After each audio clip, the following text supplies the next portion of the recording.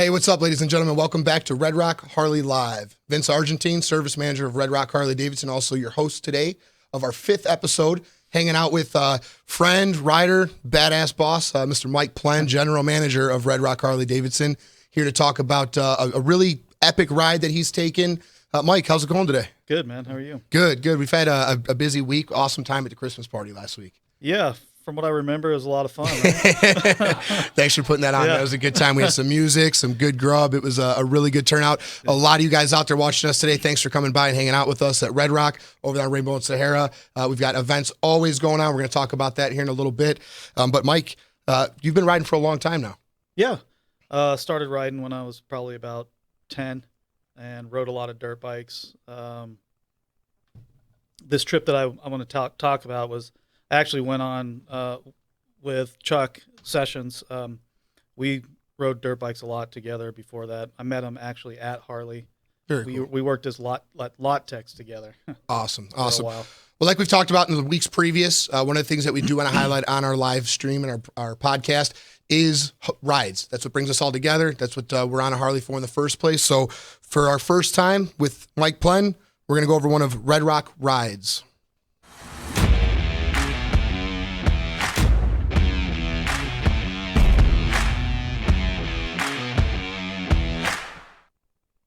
All right. Mike, one of the coolest things about working at our shop, man, that I really enjoy is everybody rides.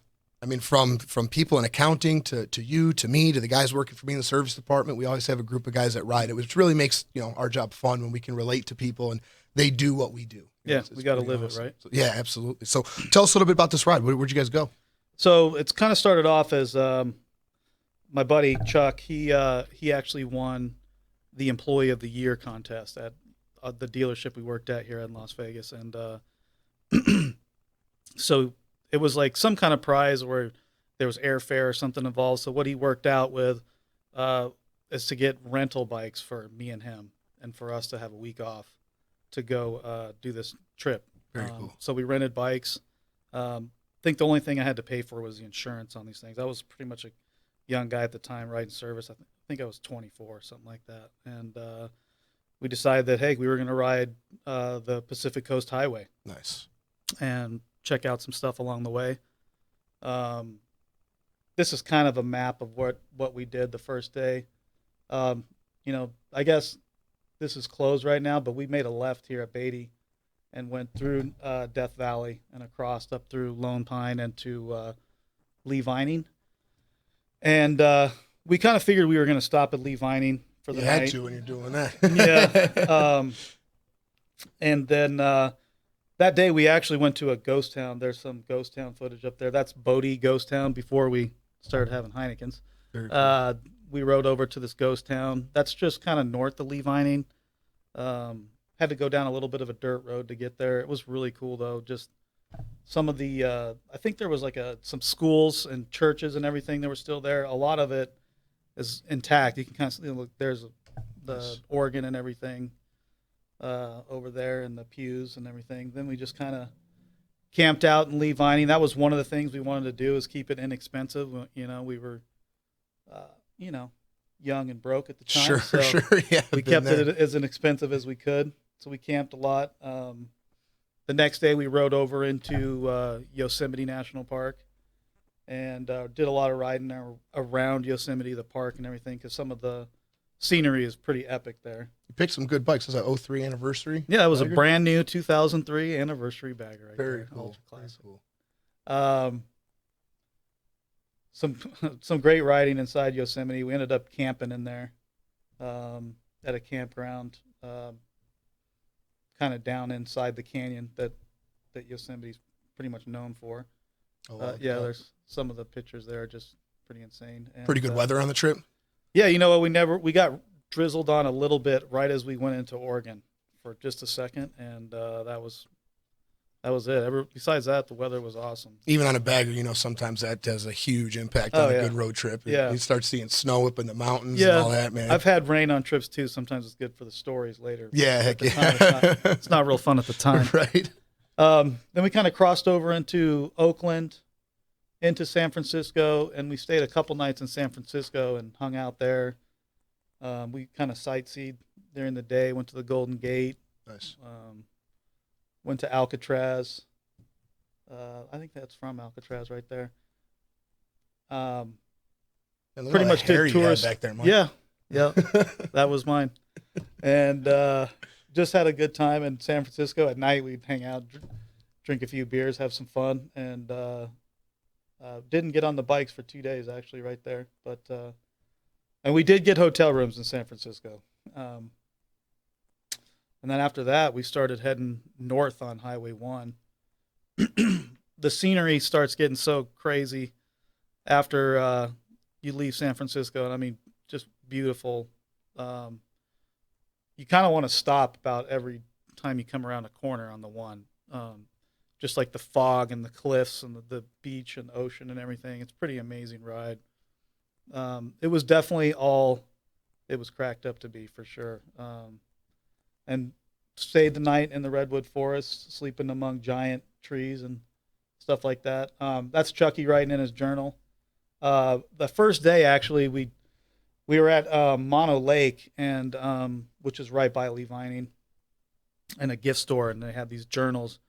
I just said, you know what, I'm going to grab this thing, and I'm going to write in it every night a little bit about what we did so I can remember stuff, 20 years later. Sure. And Chuck did the same thing, so he started writing in his journal also. So it was something we kind of did at night.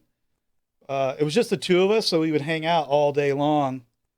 And then at night, have, there's camp stoves and eat junk food, basically, and have a couple drinks. But it was like we had talked so much towards the end of this trip. I remember at some points it was just silent, just us hanging out. Had enough for a little bit. Yeah, it was just fun, though. That's a cool picture there. Yeah, that's redwood forest. Some of these trees are 5,000-year-old trees, and there's Paul Bunyan. We met him. So we kept riding up the coast, went into Oregon. Just really to say we did. We didn't get too far into Oregon. And then came down through central California into Lassen National Forest, or National Park. It's a national park. It's kind of like a mini Yellowstone. There's like an active volcano there. Okay. That's some of the geysers and hot springs and everything there. It's really quiet, especially in September. There was like hardly anyone there. Just had a campfire, and I remember carrying wood on the back of our bikes from a store, trying to have a campfire and everything. And then this is from Virginia City. So after Lassen, we cruised over to Reno. We actually got a hotel room in Reno, had a steak dinner there, and then some day trips to Virginia City. I don't know if you've ever been there, but it's pretty awesome. No, not yet, but after these pictures, I definitely want to check it out. It's pretty fun, just an old ghost town. The Bucket of Blood Saloon, that was that last picture, that was that pretty famous bar up there. It's pretty cool. And then we actually rode to Tahoe and rode around Tahoe a little bit, and ended up getting a little hotel room in Tahoe and stayed there. And after that, we pretty much just shot straight home. Time to head home. Mm-hmm. How long was the trip about? I think we were gone eight days. Nice. Nice. And one thing I will say, when we went through Goldfield, Nevada, sometimes Goldfield has gas, and sometimes they don't. So keep that in mind if you're ever traveling up that way. Right on. The time we came through, they didn't have gas. They did not have gas. No. So we ran out of gas just before Beatty. Chucky didn't. He got to a gas station and came back with a little can for me, but I was about a half mile out. Nice. So yeah, not bad. Half mile's a little far to push that 900-pound bike. Yeah. Yeah. Very cool. No, never been out to that part of the country. Riding along the coast, though, down in Florida, which we've talked about originally from, that coast riding when you're right there next to the water is beautiful. It's amazing. There's some really cool stuff. Yep, it's amazing. And one thing that people don't realize is when you ride overnight somewhere, it changes everything. It's just a totally different feeling than getting up and riding for a few hours. Oh, yeah. Like when you get up and you're gone for a couple days on an overnighter and you're on your motorcycle, and it's just you and your machine to get you home or wherever you're at. I mean, there's even statistics, Harley's been studying stuff like this, that people have done overnighters. ride more and keep their bikes longer just from doing an overnight trip. So just recommend to anyone who's never done an overnight trip, got to get out and do it. Definitely. I know our hog chapter is really good about that at Red Rock Harley. They do 2-day trips, 7-day trips. So if you are a little intimidated, not wanting to necessarily jump on it and do it yourself, we always got people you can ride with. But yeah, I definitely, same thing, like going to Sturgis and some of these places where, riding from Chicago to Sturgis, it was like, you might not want to ride that next morning, but you're riding the next morning. Yeah, exactly. You don't have much of a choice. So. Yeah, and then, once you get going, it seems like you always see something that you wouldn't have seen if you were in your car. Oh, yeah. You always talk to someone else on a bike and bond with someone immediately that's on a motorcycle. Or even if they're not on a bike right then, someone that rides, it's even in their car, will come and talk to you and talk about, hey, where are you going? What's going on?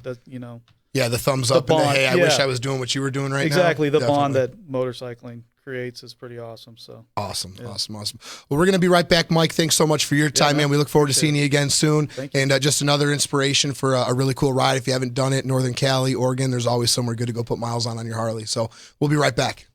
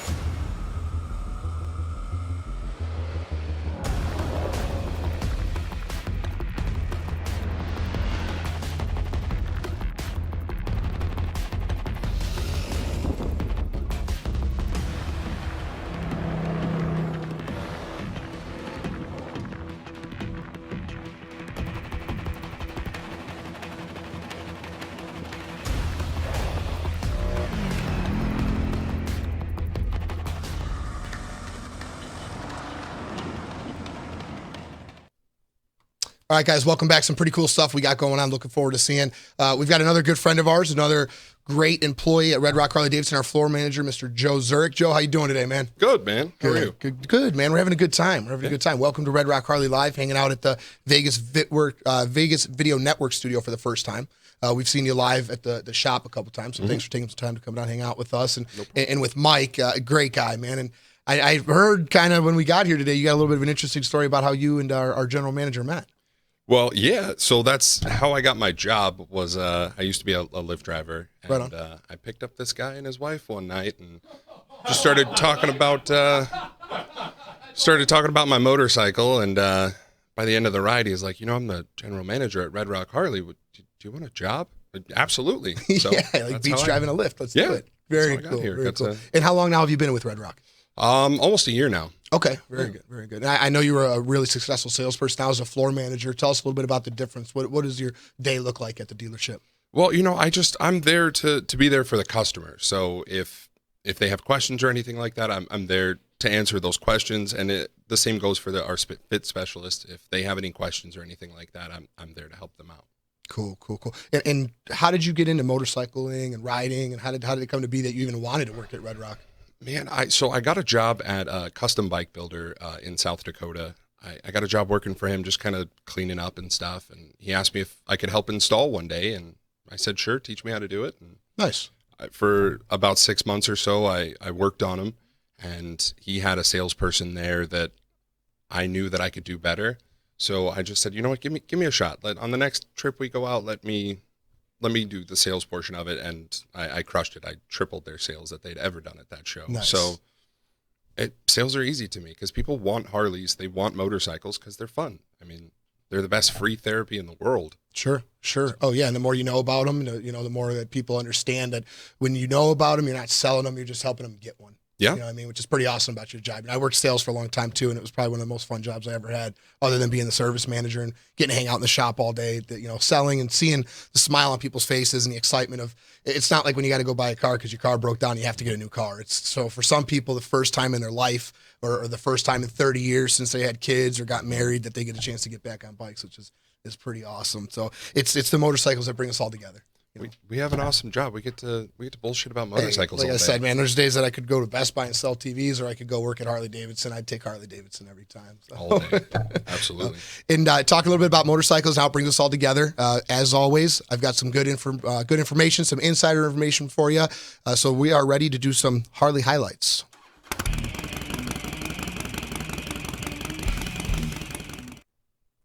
So, Joe, if you got a chance to watch our show 2 weeks ago, we talked about the history of all the motors of Harley-Davidson, going all the way back to the F-heads, all the way back now to the brand new Milwaukee 8s, the heart, the drivetrain, the power underneath us.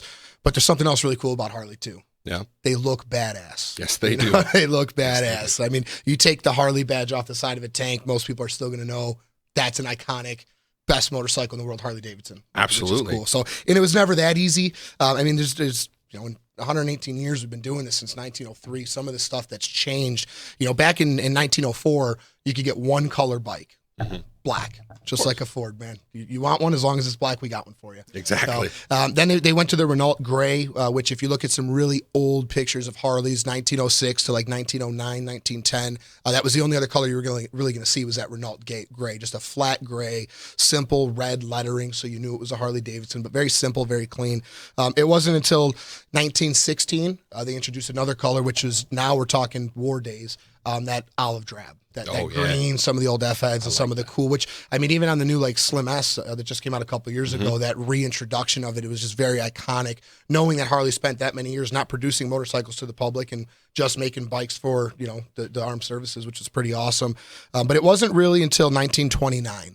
1929 is really when we started to see some really cool colors. They came out with the azure blue, the coach green. This picture we have behind us right now is a early 2000s model, the powder blue two-tone with the cream pinstripe. A lot of that stuff didn't get into the market at all until the late 20s and early 30s, when we really started to see different variations, different models, and the more customized. Not everybody wanted a black Harley. Right. So we've got some of the stuff now in the later 2000 years. Bringing us all the way up to nowadays. I mean, we went from that one black bike you could get to, in 2020, there's over 24 different color schemes available, not including the CVOs. Wow. So whatever color you like, you want. I mean, I know your showroom's got it, but they're one of every color. I mean, we've seen some that we like more than others. It might not be my cup of tea, but someone else really might like that yellow or that green or what we've got going on out there. One of the things that Harley really does with their paint is it's a lot about the process. Harley, and I even learned a little bit more about this doing some research for our podcast today about the process and what separates Harley from a lot of the other manufacturers out there. Does Harley's paint get done by robots or people?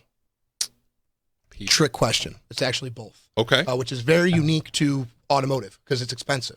Right. But really, even the 12-step process of preparing, let's say, a fuel tank. It's a 12-step process that Harley goes through before it even sees paint.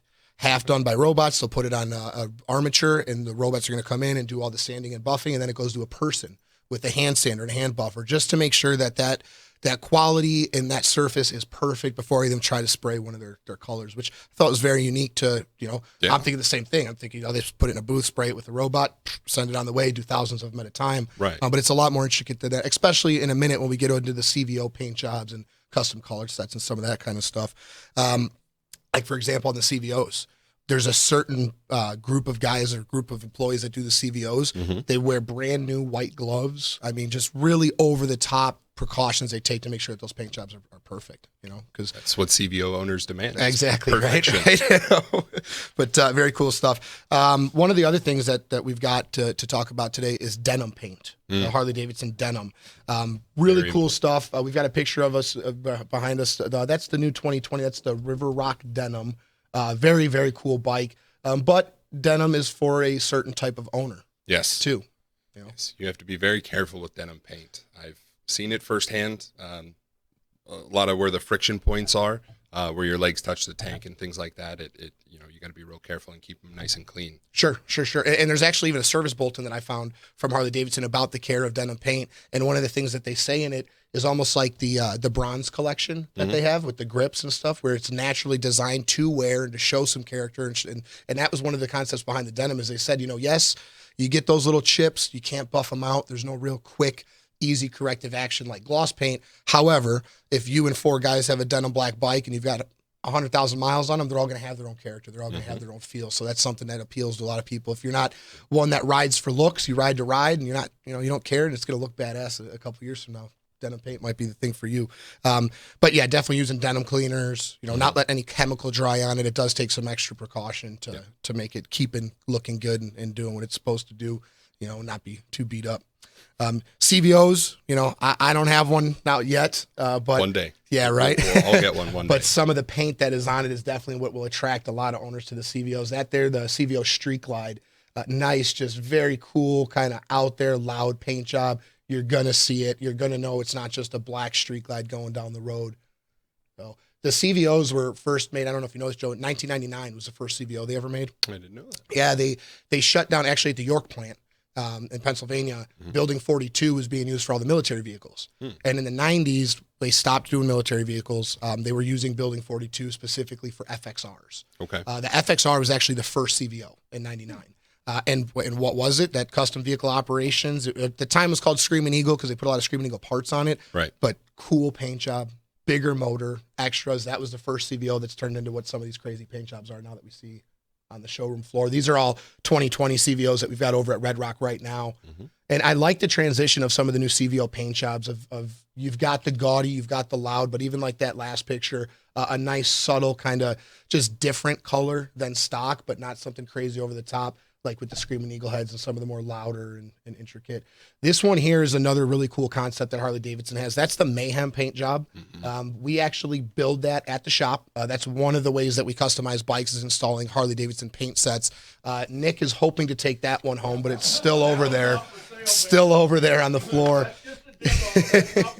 He might have to fight me for that. That's number 107 out of 150, meaning there is only 150 of those paint sets made available. If we sell a whole 150 of them across the country, you are not getting any more. You'd have to find someone to paint something close to it, which good luck, because in the picture it's a little hard to tell, but in the white stream right along the side of the fairing, down through the side of the side cover, kind of like a brush stroke.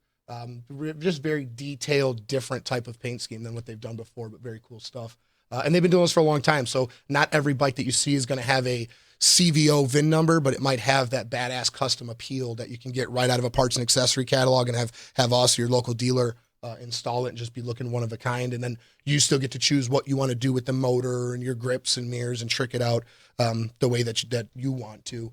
I don't have a picture of it, but one other thing that's kind of cool about paint, I was just looking at one that came in on trade today, is anniversary paint jobs. Yeah. That's another really cool concept. Harley started doing in 1988. The 85th anniversary was the first one where they came out with a production bike, limited edition, tricked out, not a CVO, but it had a very particular paint scheme. So nowadays, guys like us, we see a bike ride past us. If it's that copper top 08, it's an 08 anniversary. That Absolutely. Black and silver from 03, like Mike was riding on his road trip, years ago.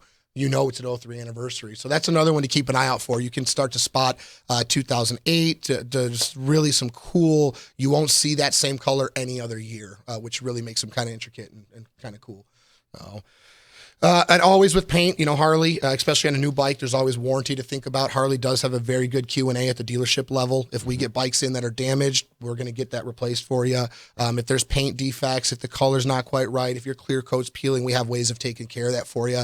And especially like with that Mayhem paint job, that specifically has a really cool kind of process. If something like that comes in and it has a chip on it, or it has a scratch, or there's something not quite right, they don't send us another part. So if that fairing's got to screw up, if there's something not right about it, we send that part back to them. They repaint that part, fix whatever they need to, and they send it back to us to keep that exclusivity. Yeah. So there's not 300 fairings floating around for a paint job that it only has 150 in the set, which is kind of cool to keep with that exclusivity. You know, same with the anniversary editions, the CVOs. If you go to order those parts, it requires a VIN number, or it requires you to send the old part back or something like that, just to keep that. You know, if you put forth your hard work and spend your hard-earned money on a CVO, I don't want to ride up and have 20 more of them sitting next to each other. It's kind of part of the whole point, which is kind of cool, and always the option of getting custom painted, but Harley makes it so readily available to have some cool stuff just right from the get, which is pretty awesome.